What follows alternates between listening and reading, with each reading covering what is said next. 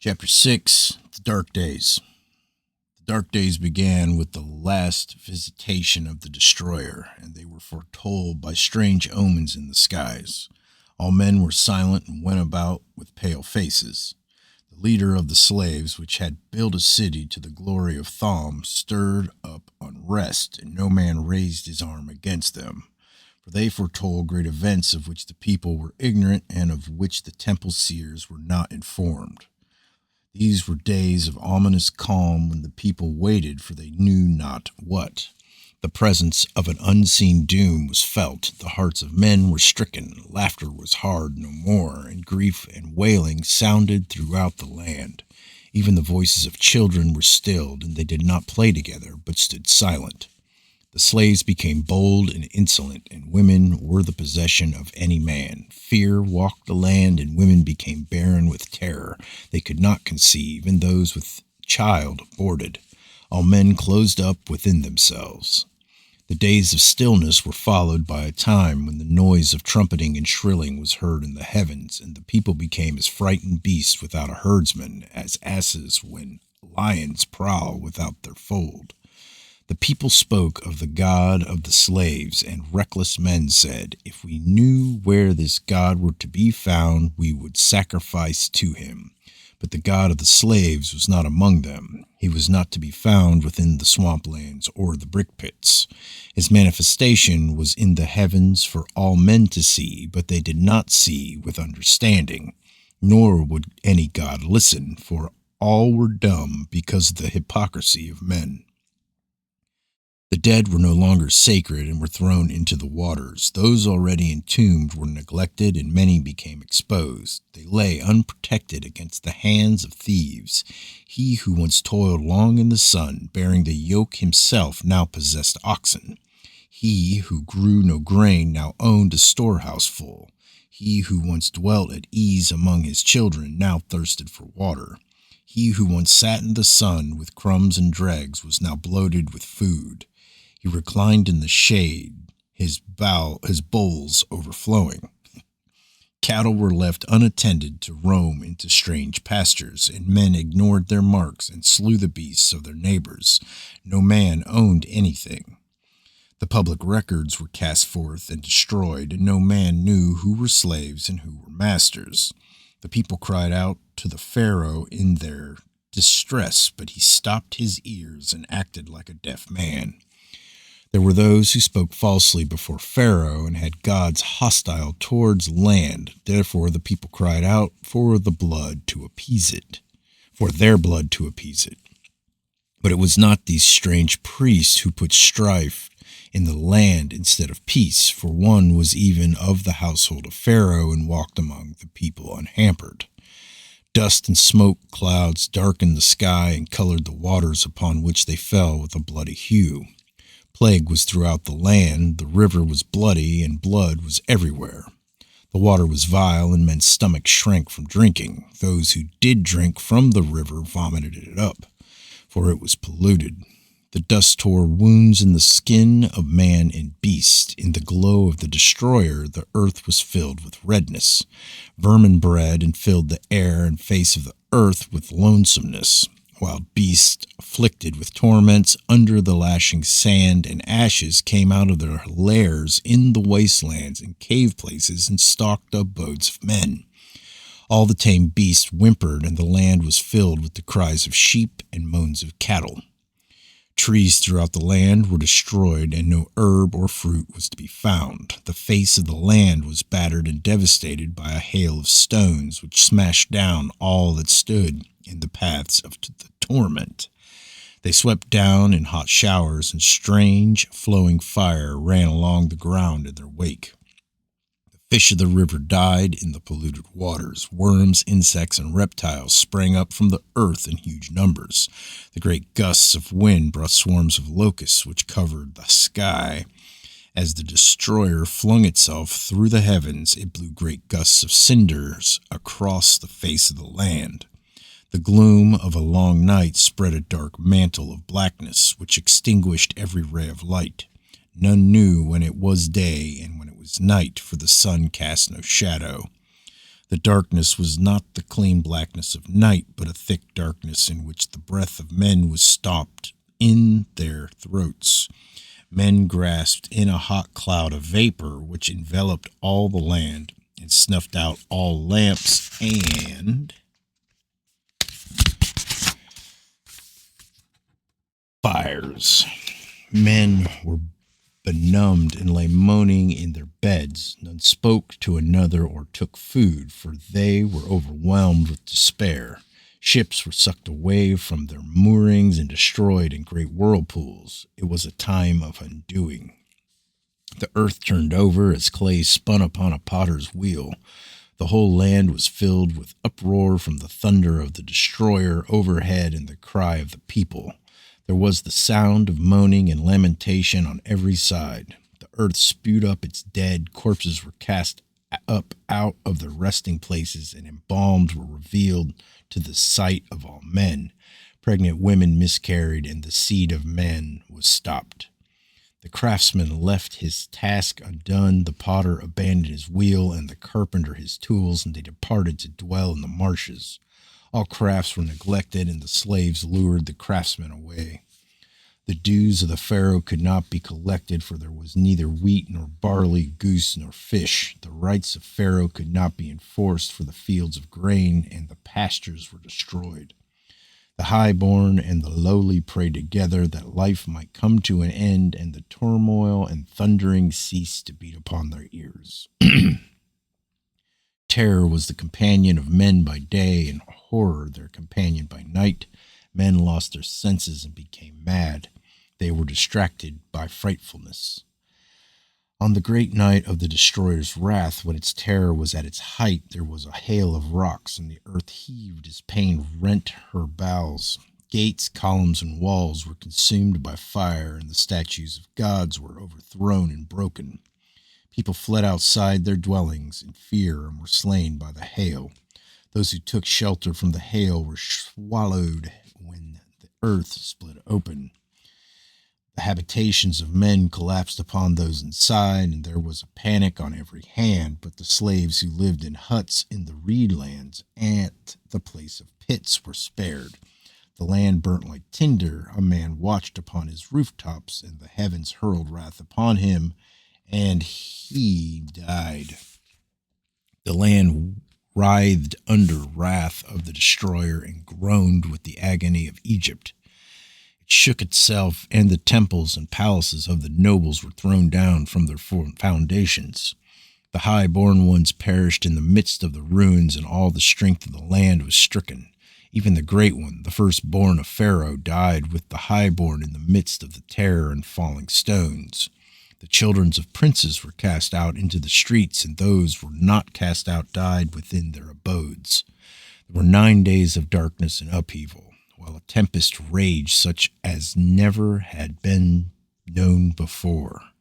When it passed away, brother buried brother throughout the land. Men rose up against those in authority and fled from the cities to dwell in tents in the outlands.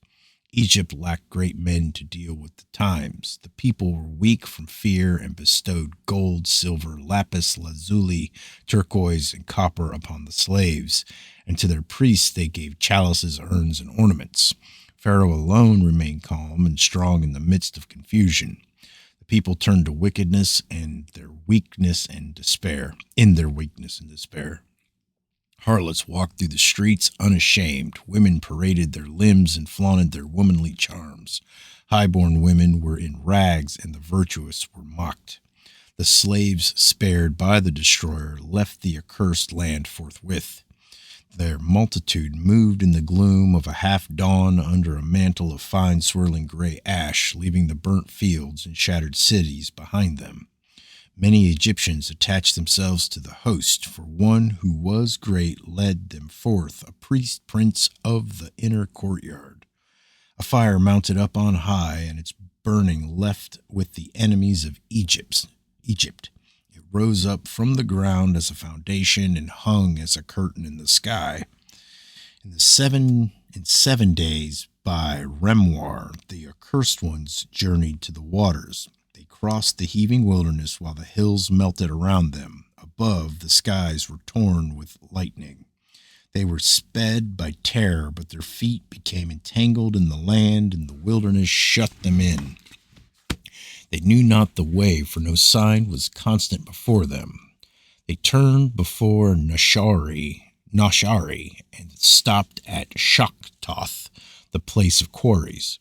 They passed the waters of Maha and came by the valley of Pikaroth, northward of Mara. They came up against the waters which blocked their way, and their hearts were in despair. The night was a night of fear and dread, for there was a high moaning above, and black winds from the underworld were loosed, and fire sprang up from the ground.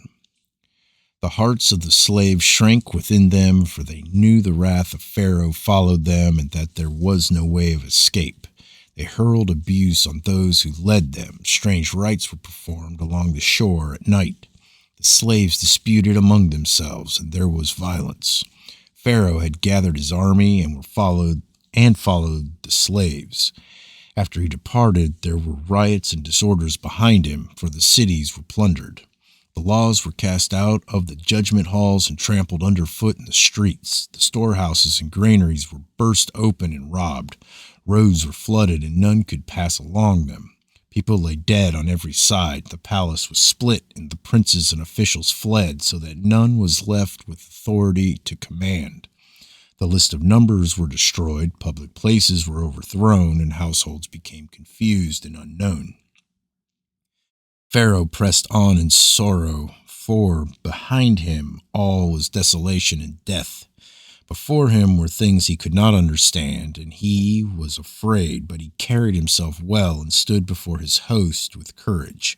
He sought to bring back the slaves, for the people said their magic was greater than the magic of Egypt. The host of Pharaoh came upon the slaves by the saltwater shores, but was held back from them by a breath of fire.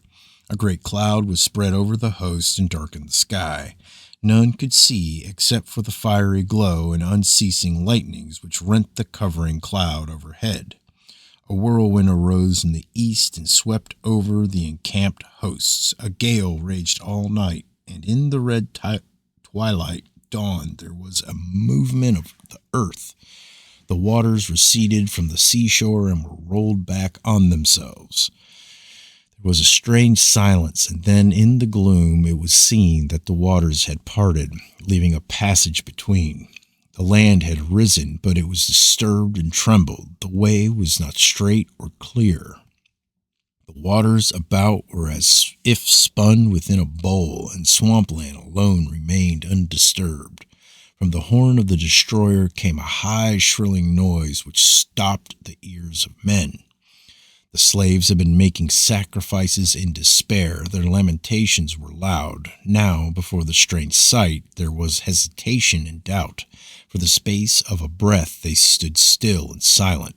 Then all was confusion and shouting, some pressing forward into the waters against all who sought to flee back from the unstable ground. Then, in exultation, their leader led them into the midst of the waters through the confusion.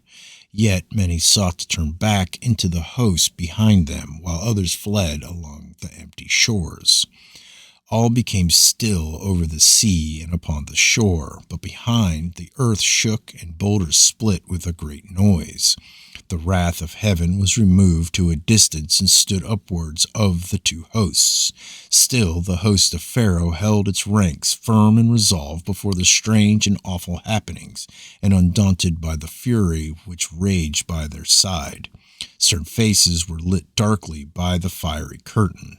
Then the fury departed, and there was silence. Stillness spread over the land, while the host of Pharaoh stood without movement in the red glow. Then, with a shout, the captains went forward, and the host rose up behind them. The curtain of fire had rolled up into a dark billowing cloud, which spread out as a canopy. There was a stirring of the waters, but they followed the evildoers past the place of the great whirlpool. The passage was confused in the midst of the waters, and the ground beneath unstable. Here, in the midst of the tumult of waters, Pharaoh fought against the hindmost of the hindmost of the slaves and prevailed over them, and there was a great slaughter amid the sand, the swamp, and the water. The slaves cried out in despair, but their cries were unheeded. Their possessions were scattered behind them as they fled, so that the way was easier for them than for those who followed. Then the stillness was broken by a mighty roar, and though the rolling pillars of cloud, the wrath of the destroyer descended upon the hosts. The heavens roared as with 1,000 thunders. The bowels of the earth were sundered, and earth shrieked its agony. The cliffs were torn away and cast down. The dry ground fell beneath the waters, and great waves broke upon the shore, sweeping in rocks from seaward. A great surge of rocks and waters overwhelmed the chariots of the Egyptians who went before the footmen. The chariot of the Pharaoh was hurled into the air as if by a mighty hand, and was crushed in the midst of the rolling waters. Tidings of the disaster came back by Ragab, son of Thamot, who hastened on ahead of the terrified survivors because of his burning. He brought reports unto the people that the host had been destroyed by a blast and deluge. The captains had gone, the strong men had fallen, and none remained to command. Therefore the people revolted because of the calamities which had befallen them. Cowards slunk from their lairs and came forth boldly to assume the high offices of the dead. Comely and noble women, their protectors gone, were their prey. Of the slaves, the greater number had perished before the host of the Pharaoh. The broken land lay helpless, and invaders came out of the gloom like carrion. A strange people came up against Egypt, and none stood to fight, for strength and courage were gone. The invaders, led by Elchanan, came up out of the land of gods, because of the wrath of heaven which had laid their land waste. There too had been a plague of reptiles and ants, signs and omens, and an earthquake. There also had been turmoil and disaster, disorder and famine, with the great breath of the destroyers sweeping the ground and stopping the breath of men.